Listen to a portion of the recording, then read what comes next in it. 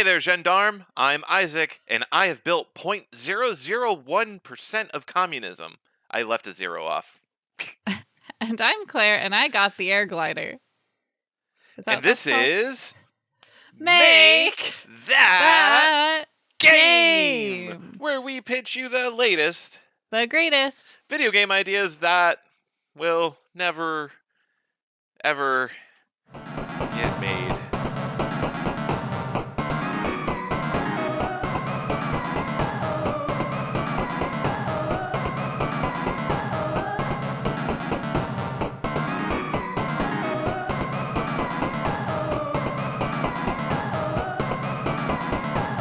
Unlike communism, which I am currently building 0.0001% of.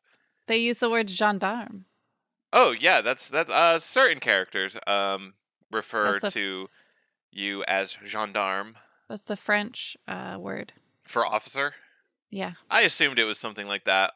But also, like, shortly after I said it here, I realized that could be the French version of like a slur for police officers, like calling them pigs or something. No, the French slur it just means officer. It's le flic. That's the French slur for... Okay, all right. Cool, Don't worry, cool. I'm aware of what it is. Perfect. No, gendarme is it's more like a formal form to talk about it. All right, that makes sense because the characters that tend to use it either use it mockingly or are like legitimately like, oh, gendarme. Oh, fancy meeting you here. Yeah. How can I help you? Okay. All right. That's Disco Elysium, folks. Yeah. And yes, you can build communism in it. There you go. You can also be a fascist. Cool. It's very you've got different politics that you can do there. It seems like quite the game. Yeah. Anyway. Do you have a game idea to pitch to me, Claire? Yeah, on this show, we pitch each other game ideas that probably won't get made. And But if they did, that'd be super cool, right? That would be so cool, yes.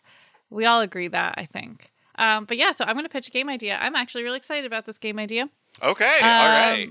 It's called, working title, My City Planner. Now, of course, that doesn't sound that exciting because there's lots of city planners out there. But my city is one word because here's the kicker. All the maps for My City Planner are real cities as they are right now. They are replicas of real cities. Okay. This is interesting because you could pull this data off of Google Maps. Probably. I'm 99%. Well, at least because it already has the technology to build the skyscrapers and rough representations of the buildings.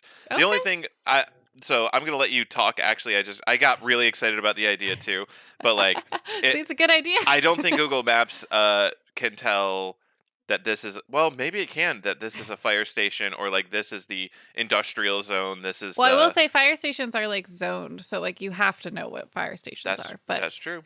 Yeah. Anyway, so the idea is all the maps are real cities, and you get to redesign them to make them better. Wow. Or worse, I guess, because it's a game, so you can do that too. But I'm going to add 6 more roundabouts to our town. There you go. For those of you who don't know, where we moved to has 3 roundabouts, but a population of about 20,000. So very confusing. Anyway, so these are real cities. You get to redesign to your own taste. You get to add/remove transit options. You can add buses, subways, high-speed rails, whatever, all the things the city planner has. You get to test out your design by basically hitting play and seeing people very SimCity walking around. Does this roundabout actually work, or does it cause massive traffic jams for hours and hours? And then always at the end, latter. Once you've found your perfect design for this city, then you get to see the bill. So it will estimate the cost if you were to take, say you took Chicago and redid all of the public transit, what would be the actual price tag on that? And then you get to do another city. So I love that. Is there also a button that emails this bill and your city plan to City Hall for you? Yes. Okay, so good. I mean, to be honest, the idea was kind of and you could theoretically pitch your plan now to government officials if you so choose. And a lot of the inspiration was really I saw a TikTok. Like, I'm on TikTok, my friends. We know. You're on TikTok. Who knew?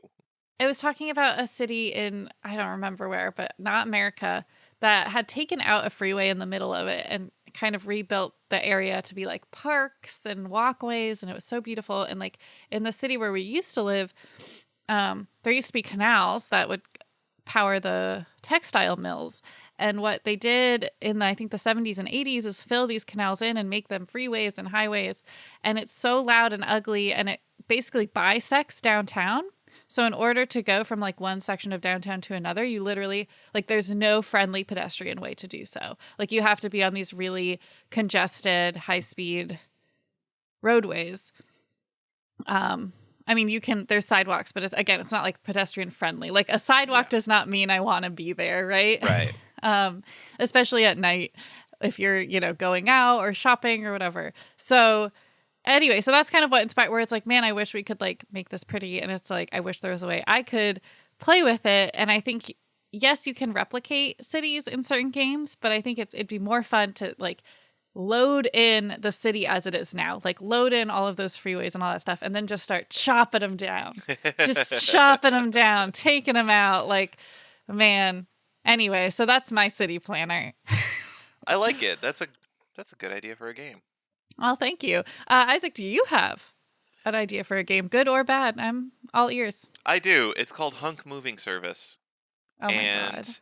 It is a game where you are a moving service. You are a big Johnny Bravo muscly guy. You're actually two of them.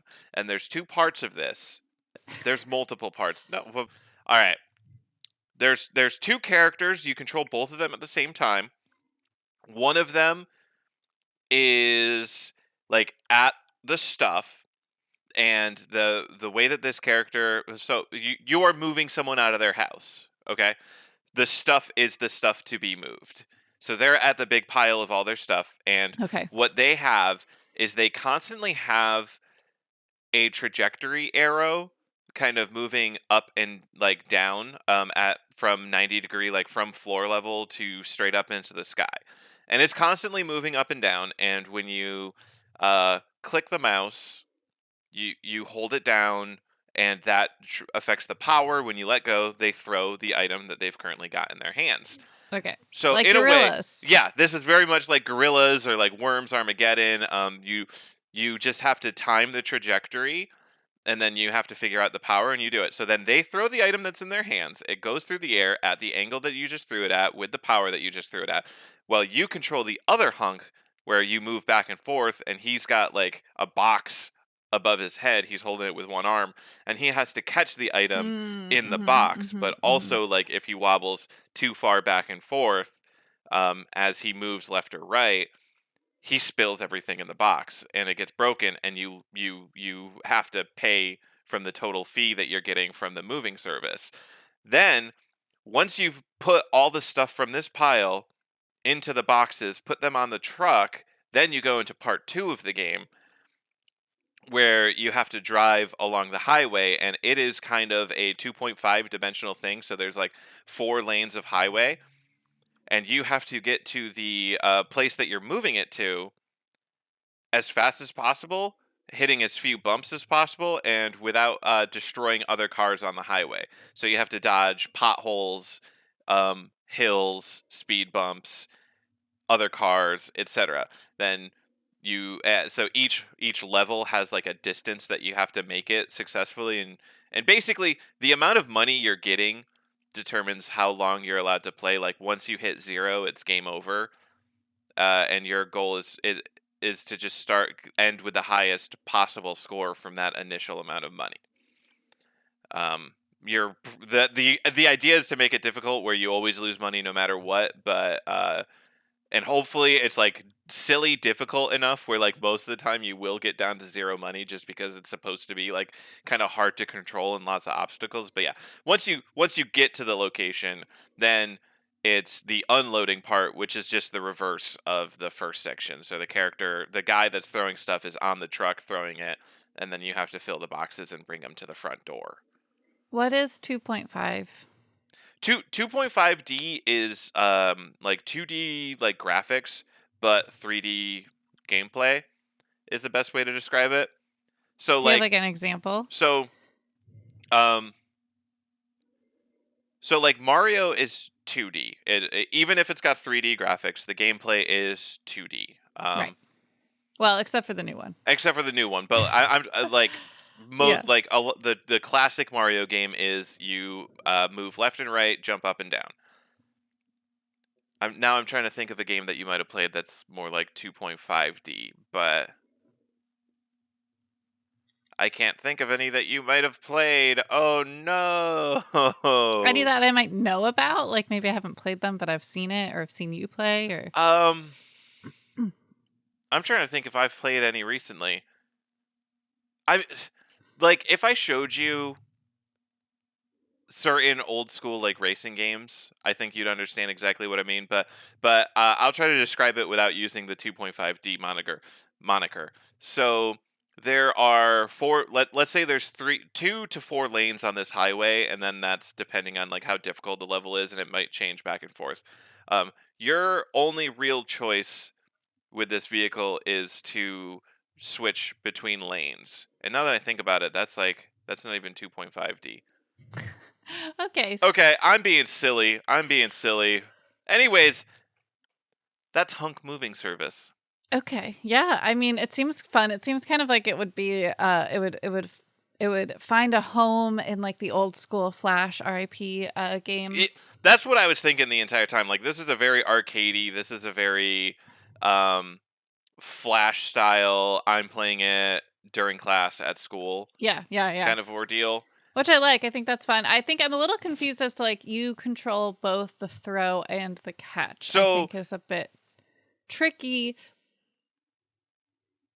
Oh, I was just gonna say, like the throw would probably be the mouse, so you would only have to click. And then the catch is like WSD, whatever. Yeah, probably only W and D, honestly, because you just need to move back and forth.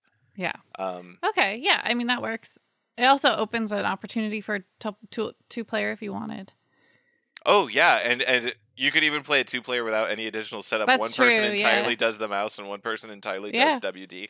And like the idea is that you have to be catching things at the same time as paying attention to like how you will throw things. Because if you throw something flat into the ground, it hits the ground and it breaks, and you hear a big crunching sound, and you see your money go down. And you go, oh no. So you can't just like randomly be clicking constantly. And if you throw it too weak, like it won't make it to the other guy, even if he tries to run as fast as he can, because then he might tip over, spill an entire box. So yeah, definitely a simple game, but should be engaging enough to be worth, you have one highly addictive lunch break, and then you never think about it again. I mean, yeah, it's a good game. And I think it really does take me back to like the golden days of Flash. And I feel like we should make a bonus episode that's just like our favorite Flash games. Retrospective. Yeah, I miss it so much. Now everything that used to have Flash games is like download our app. And I'm like, ew, no. It's sad. It's very sad. But you could also talk about it from the developer perspective, because you would know a little bit more about Flash and why I have developed Flash games. I've done it, folks. There you go. Yeah, so this would be great. So if you want to hear a bonus episode, let us know. We won't do it unless you tell us to, listeners. Engagement. Yep. So I have a viewer game pitch. Oh, okay. So I'm going to go ahead and read that. Yes. Viewer, listener, whatever. Write in from Josh. The game idea is called Where the Heck My Phone? The premise is you find yourself in a room of your home without your phone. The objective is to search the 3D space and find it. You can spend points to get upgrades like having your glasses on so the room isn't blurry, having lights or the sun on so you can actually see where things are. Having the sun on? Yeah, having the sun on. Or like, okay. I guess that would be like blinds open. Yeah. Having improved memory so that in the game you can retrace a certain number of steps. So if you're to wherever your avatar last was before you as the player took control of it. So the way I'm interpreting that is like if you have like 5 to your memory stat. Like you see 5 footprint marks on the ground so that you can see like, oh, hey, I kind of came from this direction, so let me go look over there for my glasses. Um, Getting a phone call or text to make a brief sound. Oh, that would be an interesting one. That's a good one. And if the sound design is good enough and like you're playing with headphones, you can kind of like determine, oh, it sounded like it came from back there in that room, or it's muffled, so it must be behind a closed door. Um, you find these upgrades in your search, so like there will be light switches that you can click. You can actually find your glasses. You can find clues that you've been somewhere. I'm assuming like muddy footprints or stuff on the ground that like you've dropped out of your pockets or something. Your goal is to find the phone as fast as possible before the time runs out. And on hard mode, you can make it so that there's just some upgrades that aren't available, or it is nighttime. There's a power outage, so you can't turn your lights on, or your glasses broke, or nobody likes you, so they don't text you. And then the sequel can include expansions like the bar, tracking down a phone thief, or the apartment of someone that you just met. That one's good. Yeah, that was Josh's game idea. Thank you for the write-in. That actually sounds incredible, and it's not mentioned, but I'm particularly thinking about this as like a VR game. Oh, it could be, yeah. I feel like that would be a very interesting way to go about it. Like, obviously, it doesn't have to be, but I could see maybe people wouldn't want to like force themselves to experience that so viscerally with the power of VR. Like, you know what I miss? Losing my phone. Let me put on a losing my phone simulator. Boop. You say that, and yet Job Simulator, where you just do jobs, is like true. A very popular game. I really like this game. This is like the game of my life. I lose my phone like at least twice a day, wouldn't you say? Probably. Yeah, pretty close. Like a minimum. On average. Like there's days I lose it more, there's days I lose it less, but I have my Fitbit connects, and so I'll make it go beep beep so I can find it often. What? I just like to joke I have a very healthy relationship with social media, but that's not even true. But yeah, I never know where my phone is. So this game sounds great. I actually imagined it looking a lot more like Oxenfree, but 3D. Like Oxenfree is not 3D, but oh, interesting. Just like visually, that seemed like a fun way to have like the clutter and the kind of maps. But I think either way it works. And I don't know. I would totally play this game despite losing my phone all the time. I think it's really fun. Well, good.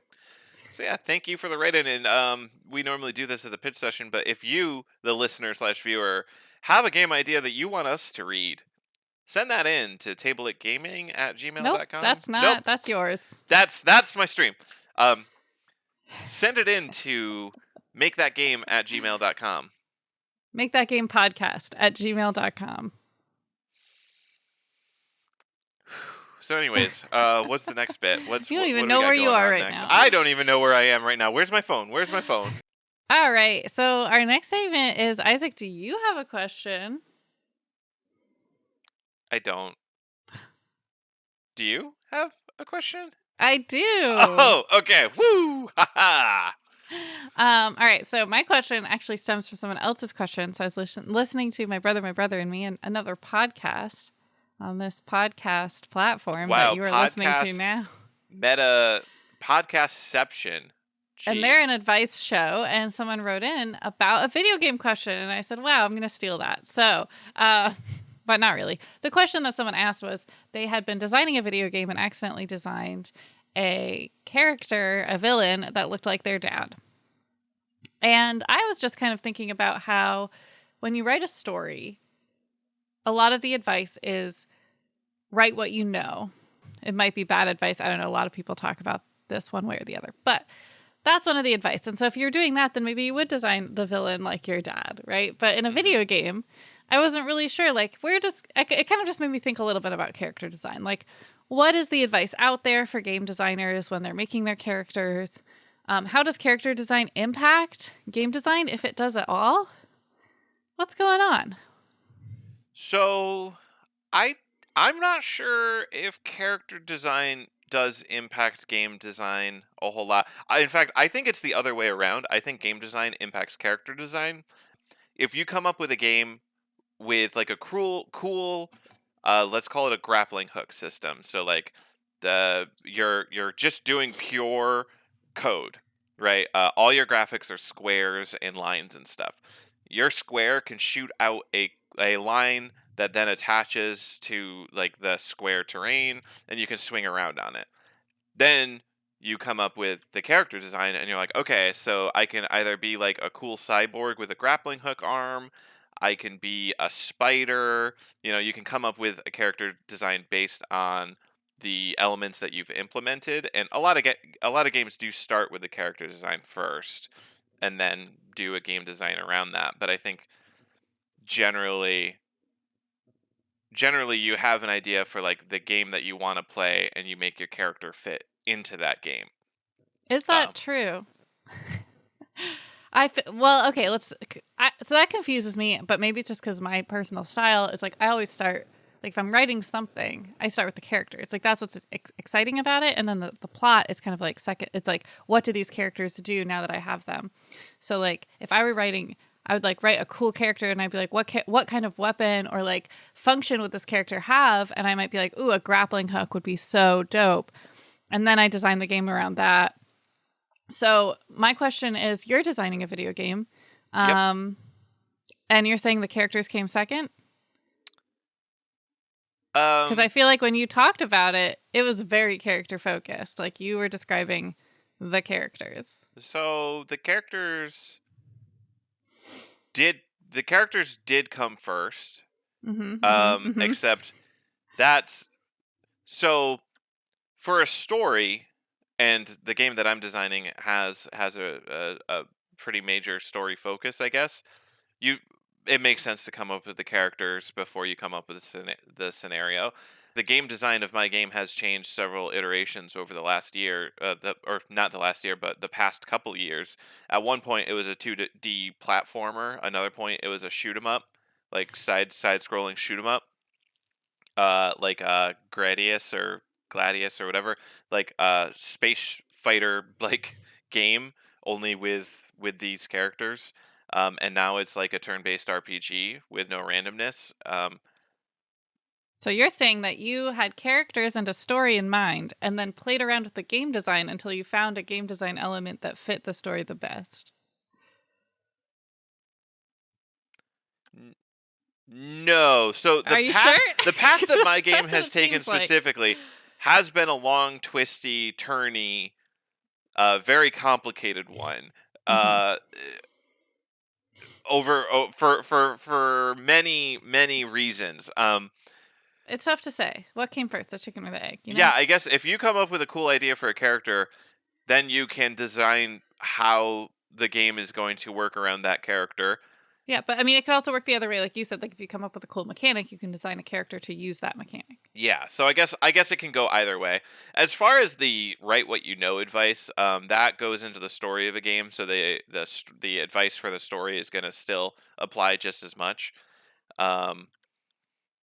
And whether that's valid or not, that's an argument for a story design podcast, not us. Well, see, this is the thing. It's like I feel like when I ask questions like this, to me, all of those elements go into game design. So they are all under design, it's character design, it's graphic design. Yes, they're all under the umbrella of game design. But okay.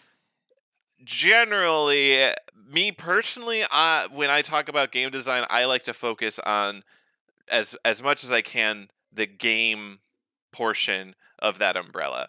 So like in my head, and maybe I need to open my mind about this, while character design and story design and all that can play into the overall design of the game, I like to focus on the actual design of the game, like the mechanics and the gameplay. And visual plays a lot into this. Like you can do cool visual design stuff that ties directly into game design. All red characters are enemies, all blue characters are friendly, or something like that. So like you can use the same graphics for enemies and enemies and friendlies, but because you have this visual language defined, then the player knows, don't attack these ones, do attack these ones. Like that kind of stuff. Like that's visual design, that's graphic design, but it ties directly into the gameplay. Whereas I feel like story and character is a lot more nebulous to the actual gameplay in a lot of It's cases. like Like that when I say that I've gone through 10 different iterations and the characters have uh sort of stayed the same but also changed wildly, like that's because they're so disconnected. Like the gameplay for these specific characters really well, ultimately doesn't matter. I mean, I would argue that it did. That's one of the reasons, like, that you found a way that the story works, right?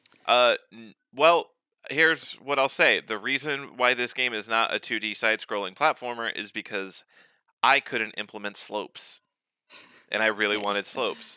All And so right. I said, okay, I will I mean, I not make think this game. I will find out a way to make it not this game. So now it's a top-down exploration RPG turn-based game. I think we come at it from totally different, like, we come at playing video games. Well, come at playing from video games different, and like, to me, the story and the characters is like why I would play a game. Like, I do not care about the other stuff as much as I care about why I'm playing it. For the most part, Mario, if it wasn't Mario, I don't know. That we could test that because there are so many games with pretty similar, if not identical, gameplay. Yeah, but like, I think the characters that I play in those games make it fun. Yeah.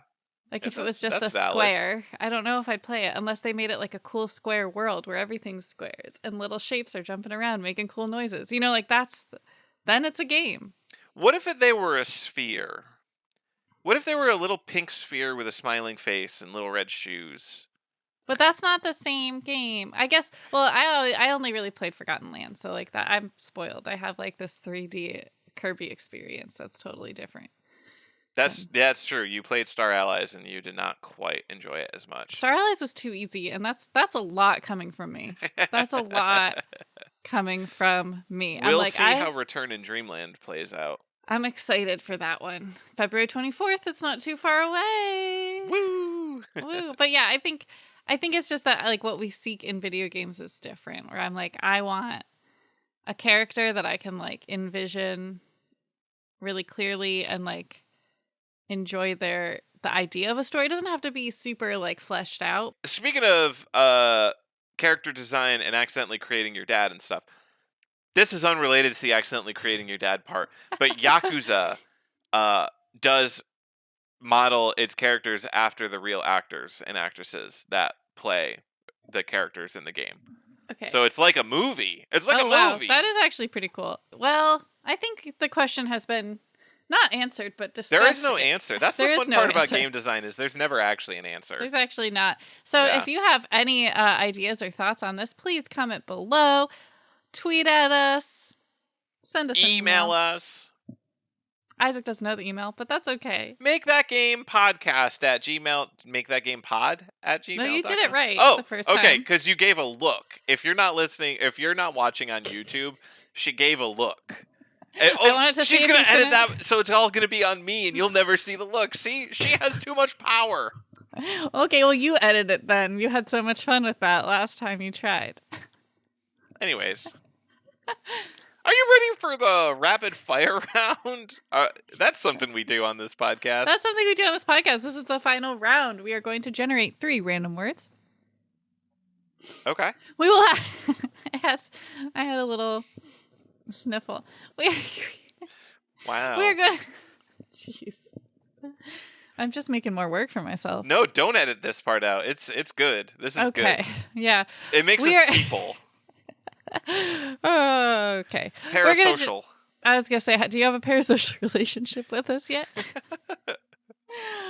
We're going to generate 3 random words. We have 5 minutes to come up with a game idea based on those 3 words. We have to use every single word, and we need to come up with the title for this game as well within those 5 minutes. Isaac, are you ready for the first 3 words? I'm setting the timer.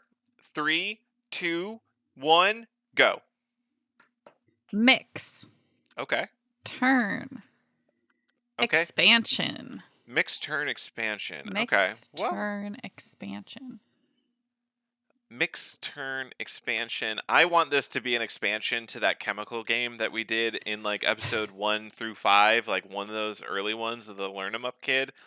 I But remember I it feel like that's vaguely. selling it out. I mean, feel we've like already used we did do one rapid fire where we allowed ourselves to do an update. I don't want to make that like our new thing. Okay. But all right, yeah, I know. When I say expansion, I'm like, okay, it's an expansion pack. So maybe, what if it's like bread? Because bread rises, which is expanding. Yes. And we have to mix it there we go. turn it. So it's something to do with bread. Or I am trying to figure out how to make it turn based. Oh, okay. But like, I like the bread idea, and I'm wondering if there's any way to like make bread turn based. Like, I take a turn, you take a turn. Yeah, right. Are you playing as bread? Is it like a bread RPG? RPG? Let's see. How could that work? Like, okay, so you bake equipment for yourself and different types of bread. Like in an RPG, you would have like a wooden sword, a bronze sword, an iron sword. Do you instead have different types of bread? A wooden spoon, a bronze spoon, an iron spoon. No. I'm thinking like you have like a bread sword and you've got like white whole wheat, and like those have different like stats and strengths and stuff. So like you can collect wheat or flour or whatever out in the field, and then you use those to craft. And you can equip it to your team, and your team has lots of, and it's all bread. And then depending on how long you let it rise, it might give different bonuses and stuff. So like, all right. So that's like the gameplay. What's like the overarching like goal of these people who are traveling with their bread weapons, or breppins, as you might say? Oh my goodness! All right, cancel it. No, podcast is done forever. Can't deal with that. Okay, so they're breppins, they're bread pins, they're bread weapons. Bread weapon. Surely there's a type of bread that we can make a pun with weapon in, like wheat pins. No. I like it. Okay. So,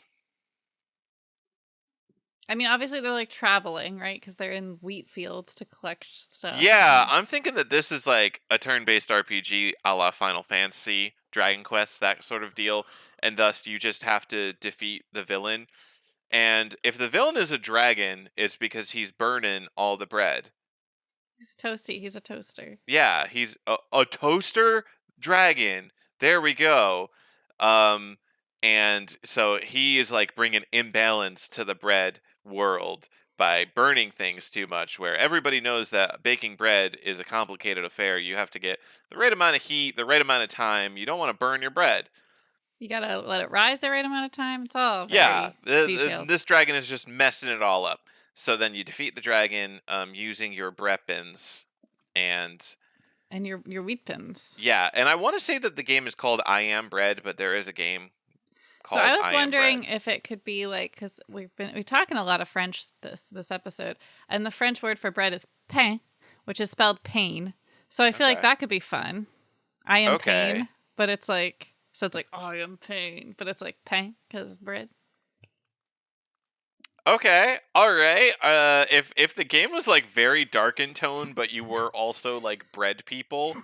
Okay. That would be pretty funny, actually. I'm going for that. This is like a Dark Souls style, like miserable, like grim dark. Everything is like grays and browns, and it's all sad and depressing all the time. Okay, I don't feel like Dark Souls is sad and depressing, but I don't know. Well, I only played Elden Ring. Maybe Elden Ring. Okay, Elden Ring is a little bit cheerier. We do have 25 seconds left, so we can't get too much into Elden Ring and Dark Souls right now. But all right, so we are I Am Pen. And it is the turn-based bread RPG where you craft your own weapons via baking. And time with 12 seconds left on the clock. That was a great one, actually. That was really good. We had to really noodle that. I feel accomplished. Are you ready for our next 3 words? Yes. In 3, 2, 1, go. Boom. Constituency. Half. Hat? Half. Like half. Yeah. Boom? Constituency. No, here it is. Yeah. Constituency. I can't say it. All right. You're a politician. Yep. And half of your constituency has been bombed. This is where I was worried it was gonna go. I don't know what else boom. Maybe there's a baby boom. Your constituency is I was hoping that we would go more in that direction. Okay. Or there's been an industry boom. It's like a boom town. So like gold was discovered and now tons of people are moving in, so there's a lot more people. So it's like a city planning game, like a city where you're suddenly over capacity and you have to continue to keep your constituency happy by like giving them like roads and houses and yes, and you always have to maintain at least half happy constituency, otherwise you get voted out. It's a perfect democracy. 51% you're voted. 51% disapproval, you're out. 51% approval, you're in. Every like 2 years of gameplay, you have to get ranked and then like like an election, right? Yeah. And then which obviously wouldn't take 2 years of real life. Just to be clear. Okay, yeah, this is just a gameplay abstraction. Like some amount of time needs to pass and it needs to be enough for you to make changes. But like also every time there'll be like influxes of people because of the boom. Whatever the boom is. Yes. Okay. That was easy. We call it well, we haven't really dug down. Like, are we just gonna leave the gameplay as a city builder? Like you place like houses and stuff, and the population just manages. We can keep it at that if we want, but that's kind of how I imagine we usually try to add a little bit of a flair. I guess the flair is that you are an elected official in a super democracy.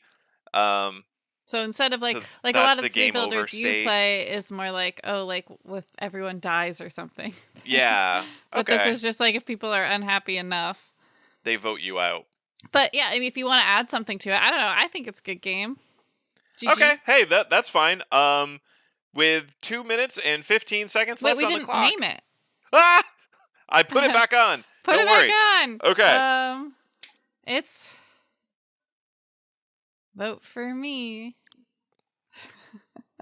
City time. Vote boom.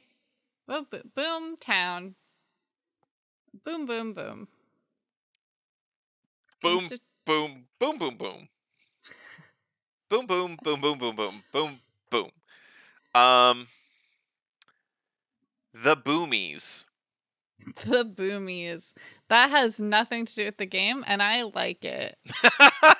No, but it's like you're out. The boonies. You're out in the boonies, and it booms. Yeah. So now it's the Boomies. So we're gonna go with it. All right, the Boomies, the city management game where you get voted out. Done with 1 minute and 28 seconds left on the clock. Wonderful, wonderful. And that means it's time for our final 3 words of the episode. Are you ready? I'm getting ready. All right. What's the French word for go? Just go. I guess you'd say like fuzzy. Fuzzy? Like to start a race, you'd say fuzzy? Like 3, 2, 1, fuzzy? No. Begin, initiate. Commence. All right. I don't know how you would start a race. That's a great question. I do not know what that vocab word would be.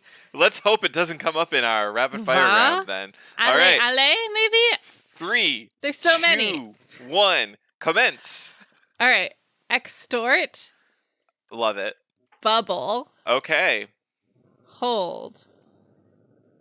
Okay. Well, this is all related to money because when the bubble bursts, the market is bad.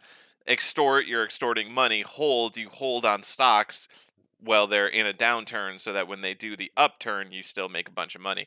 So this is all related to money. You are a finance bro. Before we go there, just real quick, I did want to say my first idea, which we won't necessarily do, was that you are a bubble extorter. Bubbles like you steal bubbles from people?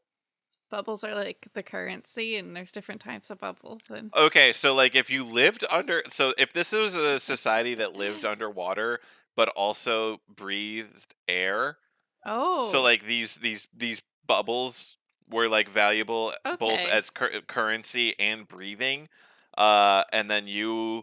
We can just go back to finance route. I wanted it to just, that was just me being silly. It doesn't No, need to be real. I like this idea better than anything we could have came up with because it's unique and it's fun. And Okay.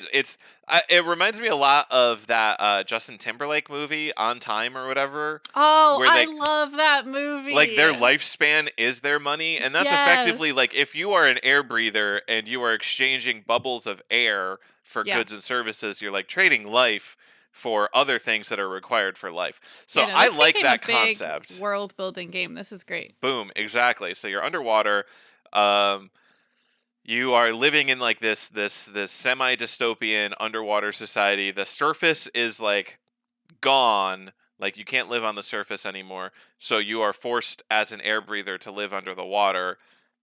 Use this money for exchange. Maybe extorting isn't like a primary goal of the game, but it's one of the ways that you can play the game. Mm-hmm, It's kind of like mm-hmm. an open worldy kind of game. I'm thinking first person, like Subnautica, No Man's Sky kind of situation where like you have stats that you're tracking, like how much air you have left, how much resources you have in your inventory and stuff, and you're also, I don't know, maybe you find out that the government is hoarding like a lot more air than they're letting on, so it's not as scarce of a Ooh, okay. resource as they let on. So like Mm-hmm. the story of the game is that you try to overthrow them and slash or reveal to the people that this like huge cache of air exists, or maybe like the surface is actually livable and the government is just maintaining power by doing that. So it's got the survival elements. You've got to sneak through like areas with guards and stuff. You combat guards every once in a while, and yeah, I'm thinking very first-person shooter, survival mechanics to it. Yeah, cool. All right. We call it in the bubble. Bubble bursting. Bubble time. Bubble bath. Bubble. I just described a way more serious game than. I know, but that's why it's funny. It's funny because like. Could you imagine someone talking about, oh, this awesome game, you know, it's like this dystopian world underwater, and like you literally are using air like as money to buy like weapons and stuff to overthrow this government that's like enslaving the people using air, and they're like, oh, your friend is like, oh, what's it called, bubble bath. Okay, what do we call it? Air apocalypse. I think that laughing, we could do something. But like, you're not coming up. You haven't pitched one idea. No, but I think that we could do something like one word, one powerful word, like burst. Just burst. Okay. And then the cover art is what does a bubble popping look like? Nothing. I was gonna say it's just a picture of a bubble popping, but I guess that doesn't look like anything. We've got 30 seconds left. We gotta come up with a name. We've got the game idea. We just don't got the name. Under the sea. Okay. Yep. Yeah. No. You're dead. No. Burst is the closest we've come. We don't have time. Okay. Burst. Boom. 14 seconds left. I've declared that une victory. All right. I didn't want to do it on the clock, but In Time, the Justin Timberlake movie about time, is so underrated. Is it actually called In Time? I think it's called In Time. It is. Olivia Wilde is his mother. That's interesting. Amanda Seyfried. I forgot she was in this one. Well, because you don't really age, so like everyone's like 20. That's true. That's true. Of the way it works. Yeah. So like rich people are basically immortal, and like I just thought so like the movie itself is kind of like schlocky, but the world building is legitimately very cool. Like you can tell how wealthy someone is based on how fast they walk. Because only like poor people walk fast because they don't have the time. So if you're walking slow, it's like you're showing off how much time you have. Like it's literally It's buck wild. It's amazing. If you need like a fun movie night movie, like please, please, please, In Time. Chef's kiss. All right. Anyway, that's our show. Sometimes we give movie recommendations. You can follow us on social media on TikTok, Instagram, Facebook, and Twitter at Make That Game Pod. You can send us an email, makethatgamepodcast@gmail.com. You can find us on YouTube, youtube.com/@makethatgame. You can find us on Twitch, twitch.tv/makethatgame. And if you heard a game today that you think should exist in this wide world of ours, we encourage you to get out there and make that